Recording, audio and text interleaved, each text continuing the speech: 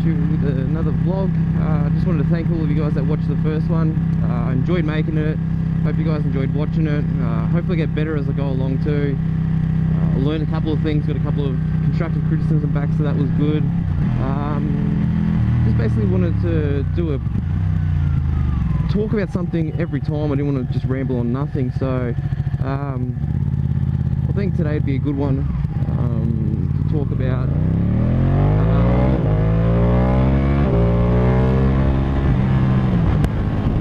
What it's like owning a Ducati. I know growing up for me it was always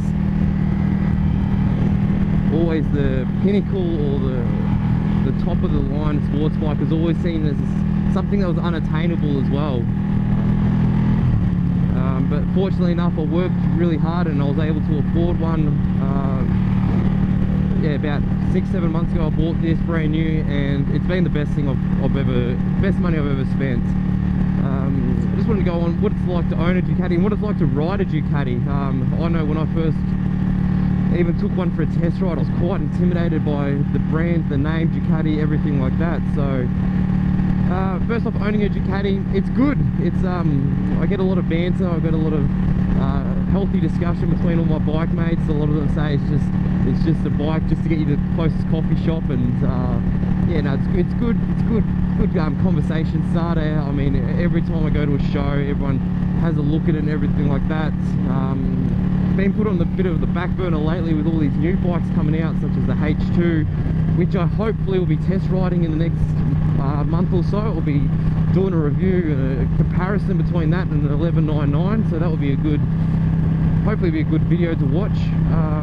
Also the R1, the new R1 and R1M that's coming out, the 2015 one, that looks a brilliant bike, and especially and by all reports the new RSV4 seems like that's going to be an absolute weapon. So the Ducati's been put on the bit of the back burner with a 1299, still just a continuation on from the 1199.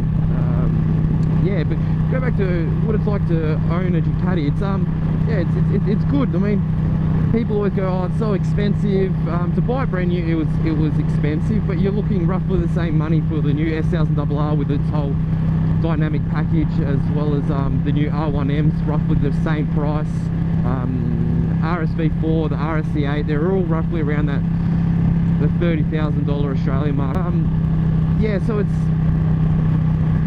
people always say it's expensive bike, expensive to service and all that, but to be honest with you, the servicing on it's not that expensive. You'll be paying much the same for the other Japanese bikes. I think BMW might even be slightly more expensive to service than the Ducati, so yeah, it's not that bad. The service intervals are 12,000 Ks. I think it works out 6,000 miles in America.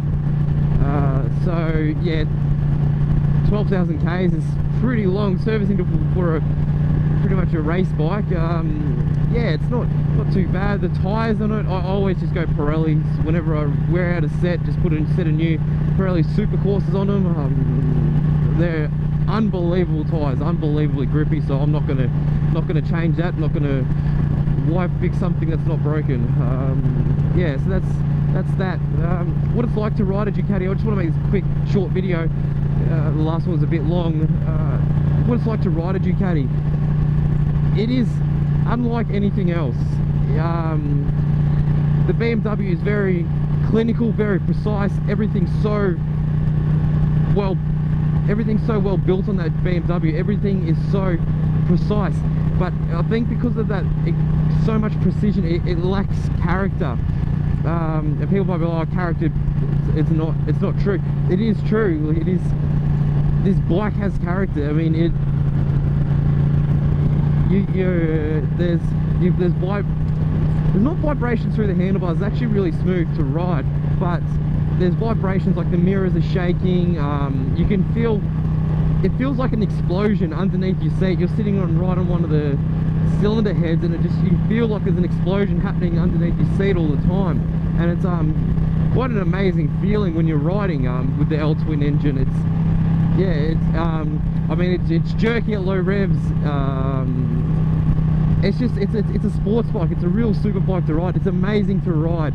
I think there's no other bike in the leader class that flicks side to side as quick and as easily as the Ducati does. I think that's hands down the best. It's got the best agility, the best side to side flicking. Oh, high beam's just on then. It just goes side to side so nice and easy. I mean, I'm doing 110 Ks and it's just side to side and so nice and easy. Everything's well put. The suspension's stiff. It gives you a nice firm ride. So yeah, I mean, it's a really, the Ducati's a ride. I mean, where you go, you get people look over, have a look at it. You ride down the street because of the noise, the sound, the looks of the bike. Everyone looks at you. I've really enjoyed owning a Ducati. Yeah, what else can I say about how it feels, how it's to ride? It's not as intimidating as what I thought. When I first hopped on it, I was very intimidated. I'd ridden powerful bikes. I mean, I'd ridden leader bikes, I'd ridden the S1000RR, I'd ridden fast bikes. I was confident with my riding ability, but I was scared when I got on it. Just because of the stigma and the name attached to it. I was, oh, Ducati, like, this is going to be interesting. But you hop on it and it's got an aggressive seat position. The seat's very firm, but to actually ride it isn't. It's a leery bike, it's a scary bike, but with the electronic modes that it's got on it, like I usually ride around in sport mode on a day-to-day basis, and then what I do is if I want a bit of fun on the weekends, I flick it over to race mode. So you just do this as I'm doing now, hold down the button, cruise throttle and release brakes, and there we are, we're in race mode. So this bike in race mode, it gives it a little bit more acceleration. Yeah, so it's a bit quicker in race mode. It turns down the traction control settings and all that sort of stuff. So if it's your first time riding it, you could even, if you wanted to, chuck it in wet mode just to get a feel for the bike. So put it in wet mode, cruise throttle, release the brakes, and there we go, we're in wet mode. So what that does, it turns the traction control settings up. It actually reduces the horsepower from 195 to 120 horsepower, which I find it's very good. Rather than just retard the throttle sensitivity or anything like that, it actually reduces your horsepower, which again, then it's like riding a 600. It's not scary at all. But as I said, I like riding around usually in sport mode, so I've still got the traction control in case. So I've left that at the default setting of 5. Got the traction control just in case I need it, but I've still got the power there. So I bought a fast bike, I want to use its power. Yeah, other things to riding a Ducati, it's got a lot more torque down low than other leader bikes, so just you get on one, be careful of it. I mean, even the older Ducatis, I've ridden an 1198, that thing that was crazy down low. That was a seriously mental bike down low, low on the rev lanes. It would get that front wheel up at 3rd gear, even down low, it would just front wheel would come up. So that's more of a scarier bike to ride. But the way that the Panigale's been produced, it's been a more user-friendly bike. I think since Audi's taken over Ducati, it's more of a user-friendly bike, aimed towards a more majority of people. So it's not, yeah, once you're on I found it intimidating once I first got on it, but after that, after an hour of riding it,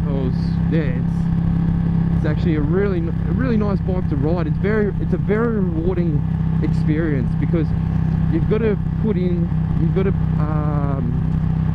really work to ride this bike fast. By work, I mean you've got to be moving around in the seats, you've got to hold off the side, but when you hit corners, it is so rewarding. It's confidence inspiring.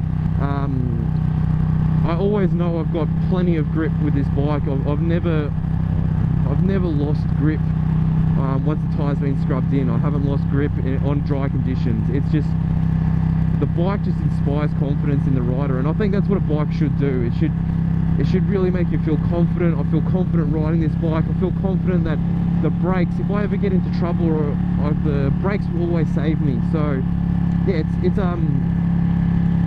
yeah, very beautiful bike to ride. I love riding Ducatis. I don't think I would ever stray away from Ducati now. I think I'll always have at least one Ducati in my garage.